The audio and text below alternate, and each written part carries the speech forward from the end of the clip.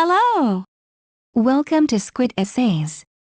Inking your academic pen. My name is Julie and I will be your instructor as we read through the qualitative research. The article source is embedded in the video description below. Feel free to read along. Please note that you can get a custom, plagiarism-free essay for as little as $10 a page at Squid Essays. The link is in the description. Ethnography is a qualitative research method used for gathering data on human societies and cultures through the use of interviews, questionnaires, observations and historical search. Ethnographic studies focus on the holistic aspect of the human being, that is, before the interpretation of the results, the researcher collects some personal details in order to understand the current situation of that individual in the best way possible. Such details include state of the person, location, occupation, level of education and socioeconomic status.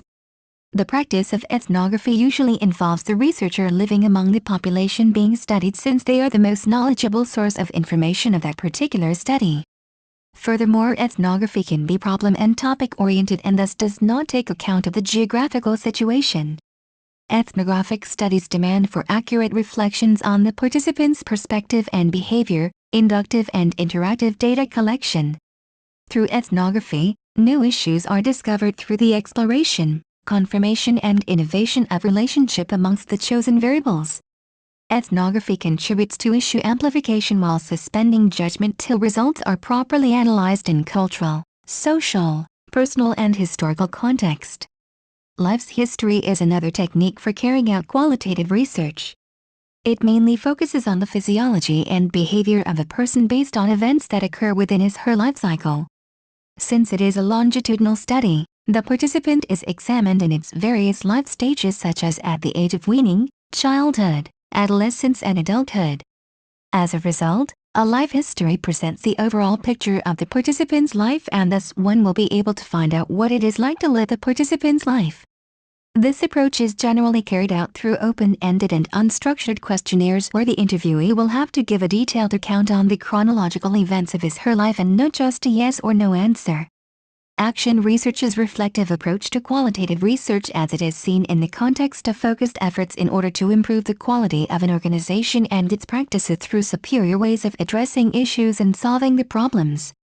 It is a systematic form of inquiry which is collective, collaborative, self-reflective and critical and thus will lead to the development of principles of good practice. Action research has the potential to explore and test new ideas, methods and resources, to test how effective the approaches were and then share feedback on the outcomes. This type of methodology embraces action and research at the same time through the constant shifting between actions and critical thinking and by continuously refining methods and interpretations in relation to the understanding developed in previous studies and steps in the same research. Action research is seen as an emerging process especially when the level of knowledge and understanding increases and also as an iterative process which leads to a better improvement on what has just happened. Case study is a common research methodology used for qualitative research which is based on an in-depth investigation carried out with an individual, a group of people or particular events in order to find more about certain actions and behaviors and identify underlying principles. Case studies are based on a longitudinal research and thus provide a systematic way of looking at data, its collection, analyzing and reporting the results. As a result, case studies avail themselves to both generating and testing hypotheses as through results the researcher might shed a light on some aspects and consequences which might need further research in the future. Case studies are empirical investigations that investigate an experience, event or fact within its real-life context. In such a methodology, researchers do not focus on generalizable truth as conclusions are only about the particular participant at a particular time period, nor do they look for cause and effect relationship, but within case studies emphasis is placed on exploration and description. Biography is a research method where the researcher uses a real story to understand a particular social story. However, such story is not written or told by the person on whose biography is presented. It is a description of someone's life and his/her story while highlighting important events and incidents that happen within his/her life including intimate details of experiences and personality analysis. Such details include childhood, adolescence experiences, educational background, any achievements and professional life. A biography can be found in different mediums such as essays, documentaries and films. Focus group is another form of qualitative research where a group of people are asked about their views, opinions, beliefs and attitudes towards an issue, event or experience. Questions are asked in an interactive group setting where all participants are free to talk with other group members. They have a high validity ration as ideas are easy to understand and results are reliable. Focus groups are of low cost and one can get results very quick and thus can increase sample size by forming a number of groups which can be interviewed at once. Focus groups can also occur through teleconferencing and online conversations. Interview is a conversation between two or more people where interviewer asks questions to get answers from the interviewee. Interviews are generally used for meaningful and in-depth information where participants are asked for detailed information and to suggest their ideas. Interview can be in the form of structured where the same close-ended questions are asked to different people, semi-structured where progression of the questions is randomly and unstructured where open-ended questions take place more in the form of a conversation where participant is allowed to say everything as he likes and needs to say. After each interview, it is the duty of the researcher to write a transcript of everything said during the interview and hand it back to the interviewee in order to verify or modify any data or misinterpretations. Questionnaires are also a research instrument made up of a series of questions and other prompts targeted for gathering information from respondents. A questionnaire can be based upon closed-ended questions, open-ended questions or a mixture of both where respondent will either formulate his or her own answer or pick an answer from a given number of options. Questionnaires can be conducted either face-to-face, paper-pencil or computerized questionnaires. Observation enables the researcher to gather live data from live situations.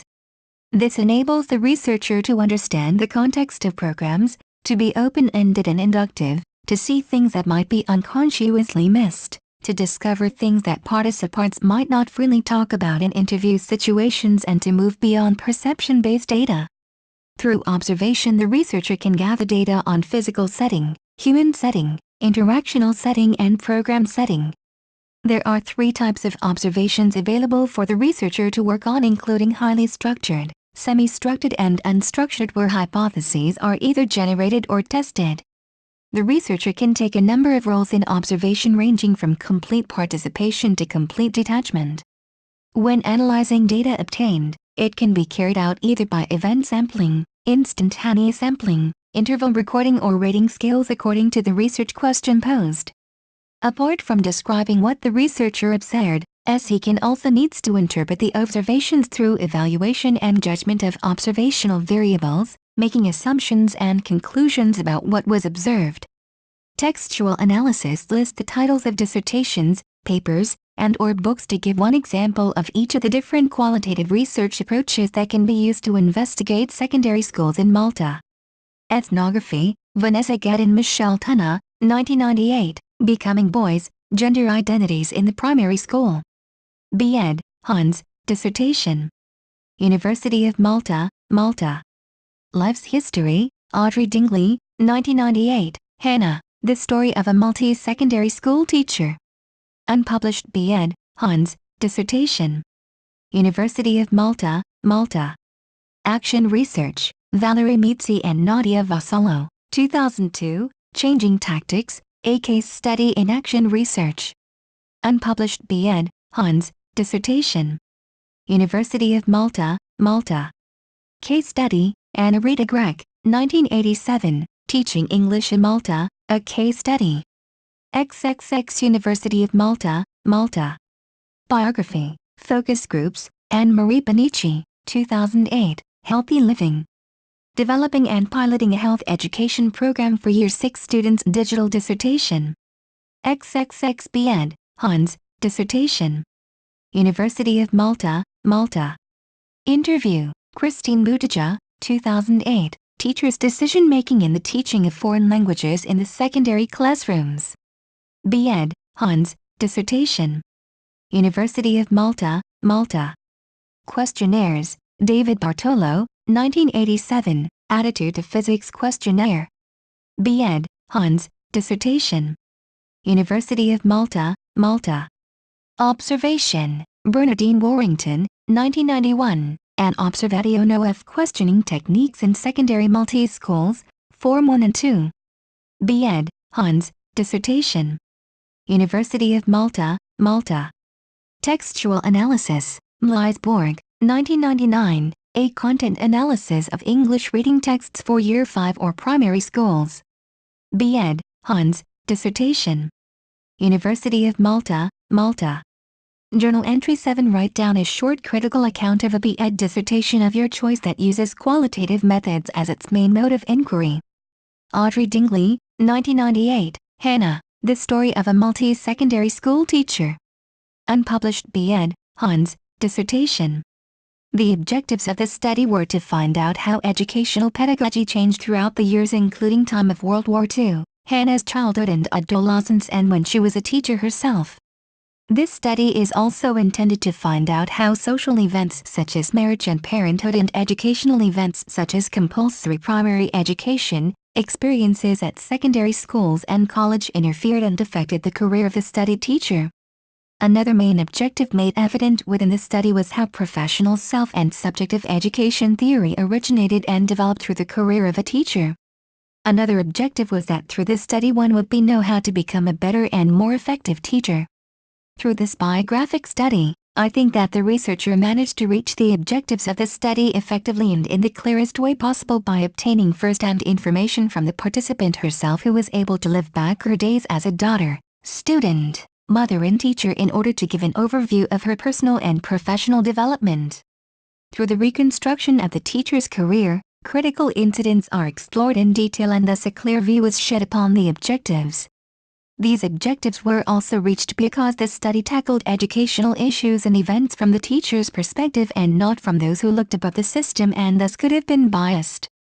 Furthermore, the indicators for professional development were made clear through the narrative of a teacher's life history. The researcher has been successful in many ways. First of all, before writing a biography, she read books about teachers' lives and careers while also researched the history of education in Malta using sources such as books and newspapers, which serve as a background in order to achieve her objectives and to understand more when she interviews the informant about past events that occurred in the education system.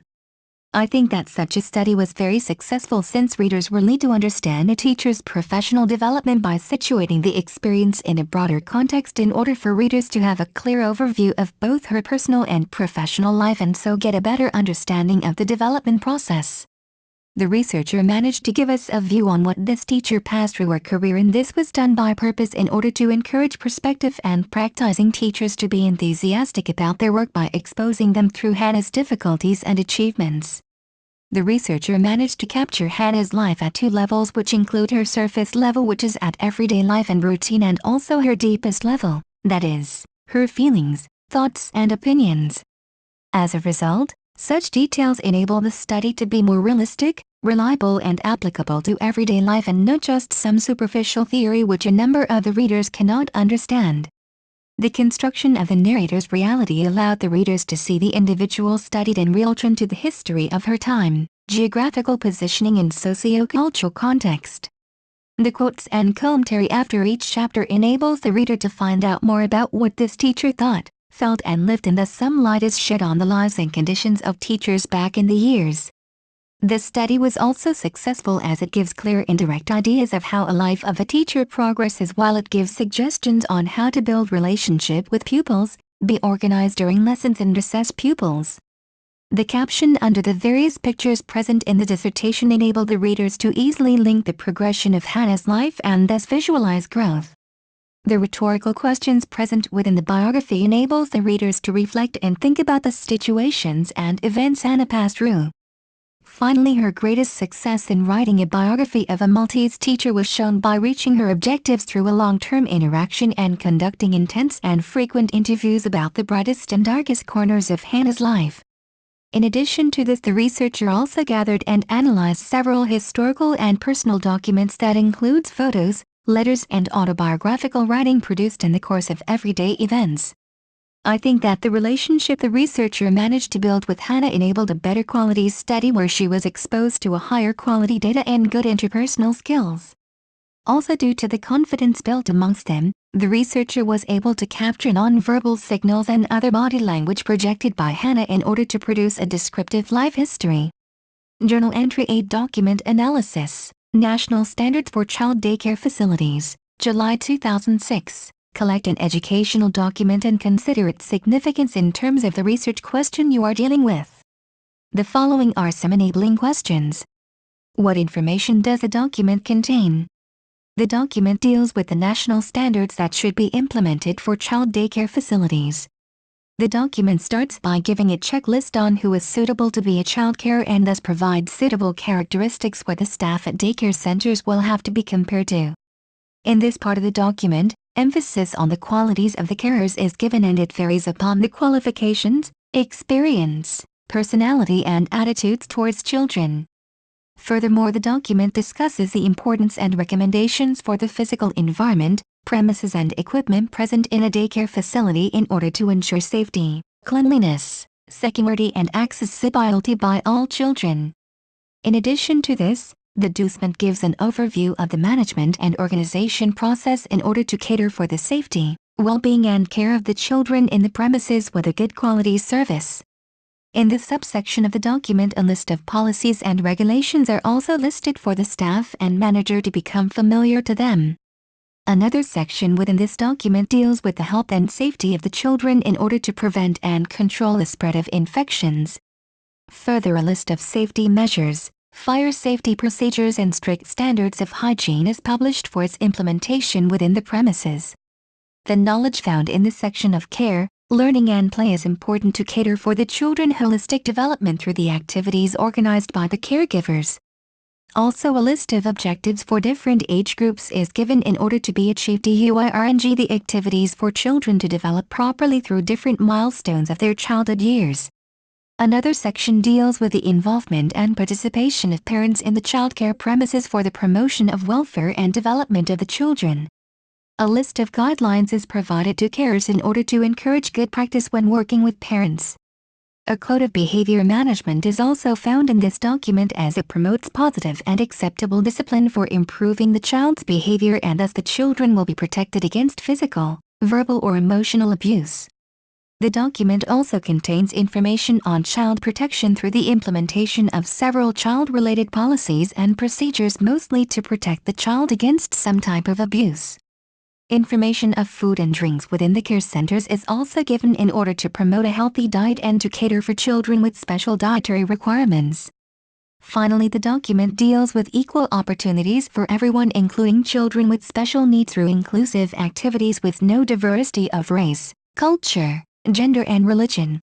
As part of the appendix of this document, guidelines for different activities and different equipment according to age is given, accompanied by their objectives. What prompted the writer to issue this document? In what context was the document written? The writer was encouraged to issue this document to ensure an improved environment for the children to achieve a good holistic development. It was developed in consideration of daycare and educational needs of children below 3 years of age. The writer could also have been prompted by the increased demand for child care centers due to both parents working long hours these days who may or may not have other relatives who are able to take care of the child. Therefore, there is a need for quality daycare to children which serves as an alternative to parents, so it is important that standards of these facilities are kept high to maintain safety and well-being of the child. Furthermore, the writer could have published the document to facilitate work and family balance for families and to contribute to the promotion of social cohesion. I also think that the writer wanted a peace of mind for the parents who entrust their children in child daycare by having qualified persons within the premises. The document is written in the 21st century in national context, which is applicable to Malta. This document is intended to be applied to child daycare services forming part of the public, private and voluntary sectors. This document is also applicable to home-based facilities and center-based ones such as kindergartens, nurseries and play schools. What was the purpose behind it? The aim of the document is to promote a new view of childhood, which is an important phase in the life cycle and not just preparation to an adult's life, so children are allowed to enjoy their present and realize their potential rather than being imposed on the things they still have to do. This document will be the springboard for the improvement of the children's quality of life by ensuring a better, safer and healthier environment for them through improved children's service.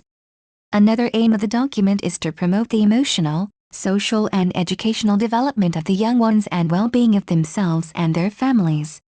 This document is also intended to safeguard the well-being of the best interest of the child and promote social organization. It is also targeted to empower parents to have an active role in the education of their younger ones by monitoring the quality and appropriateness of the services offered to their children and therefore ensure that the utmost benefit is derived by children, parents and community in general. This document is also intended to serve as a reference by the childcare providers who can easily find out what is expected of them in offering proper child day services. This document also serves as a monitoring tool for assessing the quality and outcomes of these services. Imagine a research question related to the issue discussed in the document you chose. What light does the document shed on the research question? A research question could be, how is the holistic development of a child catered in a child daycare? The document will be a perfect response for the research question since it gives an overview on what ought to be done in order to serve as scaffolding for children during their childhood years. A list of activities for appropriate ages is given and backed up by objectives related to each development stage of a child including emotional, social, physical and intellectual. What impact is it likely to have on my interpretation of the data? It could have given me a clearer view of what a parent or guardian should expect as a service from the child daycare facilities. I think that I could have been a bit biased since the document stated direct and straightforward objectives which could have been not practiced in the child daycare centers, where I could have positioned my study. The document surely left a positive influence since the message was clear and backed up by giving practical methods on how to improve the services and conditions which can be easily implemented in such premises.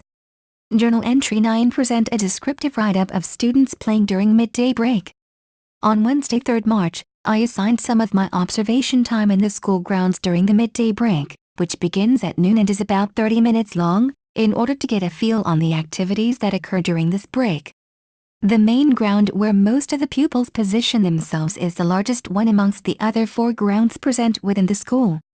The ground is surrounded by 3 teaching blocks, namely Block A, B and C, the Art Block and Home Economics Block. Furthermore, all the administration offices and some staff rooms overlook the same ground and thus a good amount of observation and discipline can easily be kept. Next to the main yard there is also an open picnic area with tables for short reprieve in the sun. The school tuck shop is just a stone's throw away from the mentioned ground which serves food items during mid-morning and midday breaks. Some cars were parked all along the perimeter of the ground with a number of students fiddling and modeling in front of their mirrors.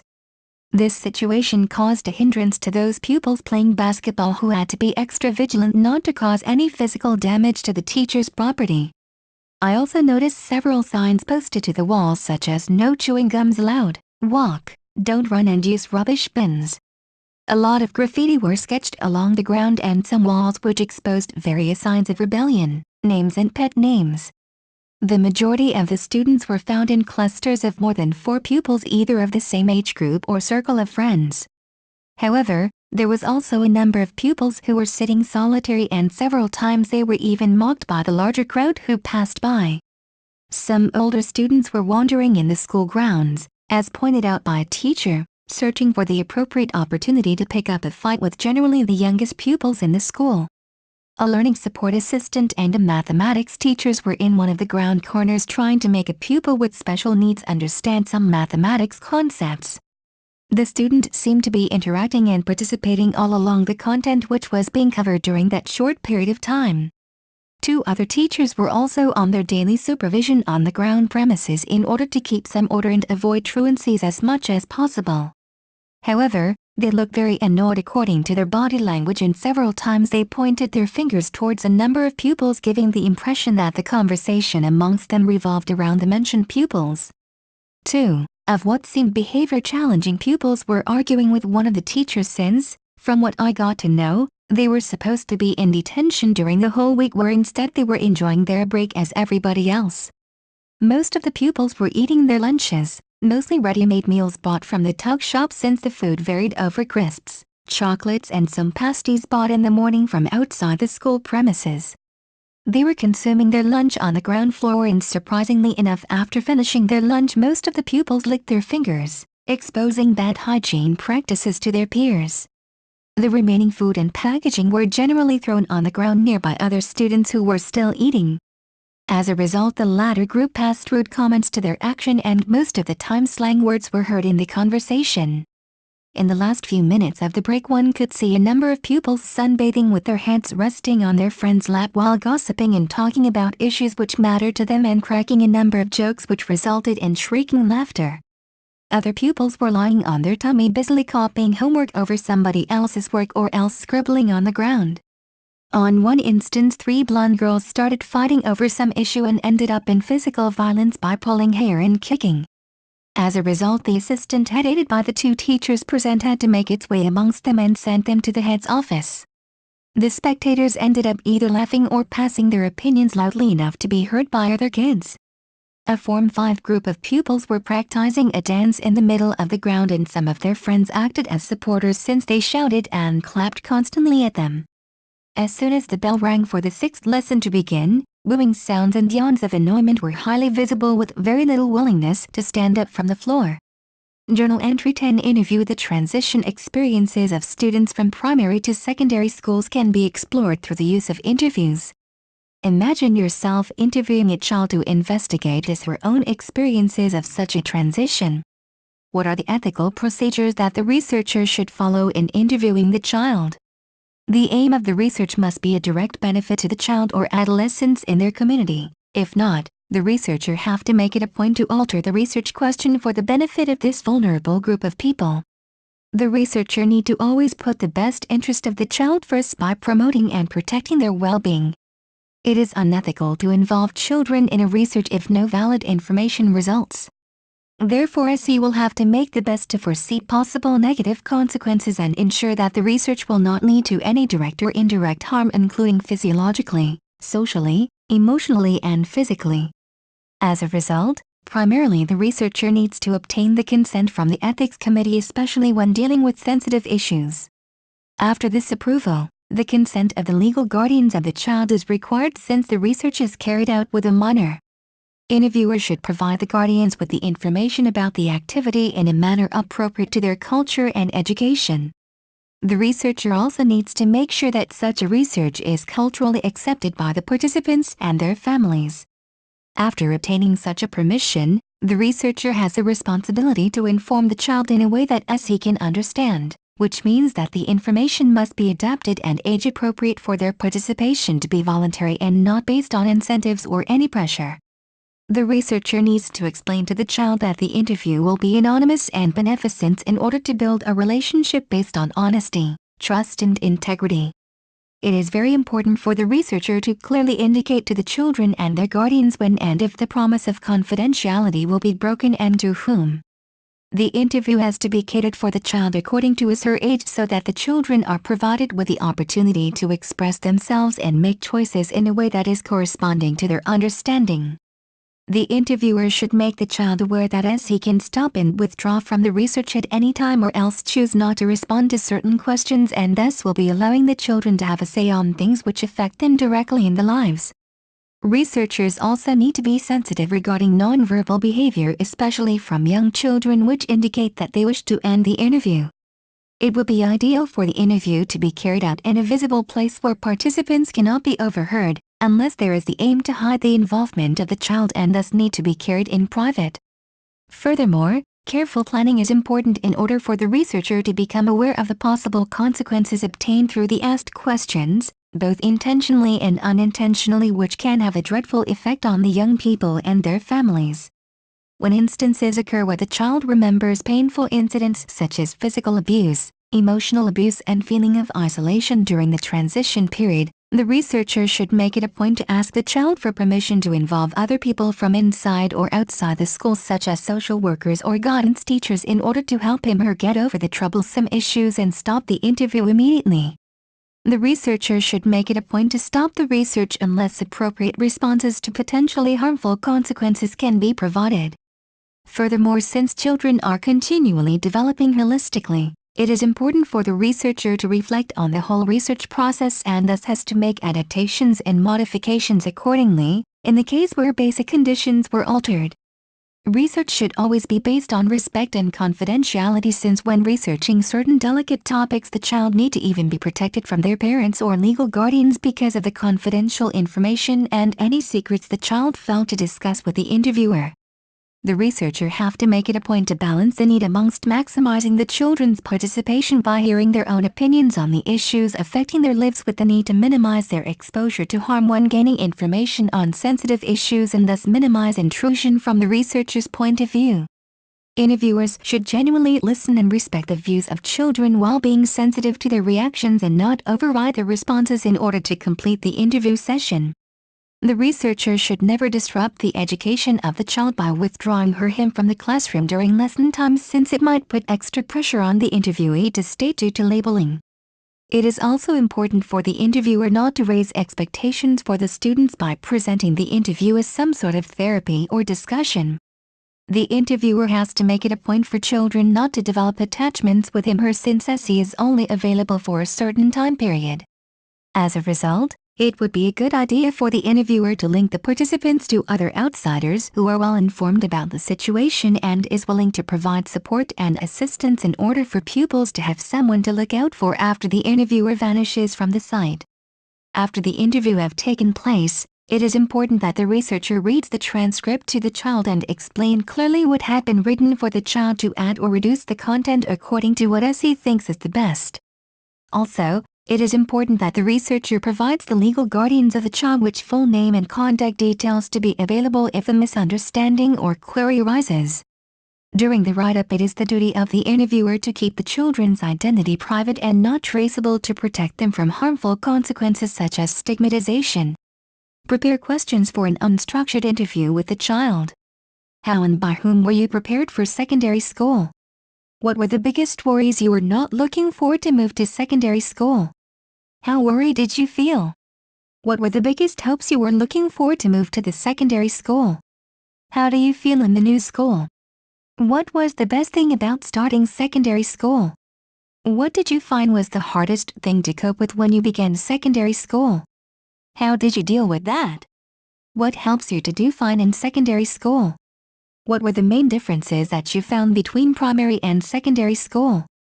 How did you feel about these differences? What might have helped you to feel less anxious about going to secondary school?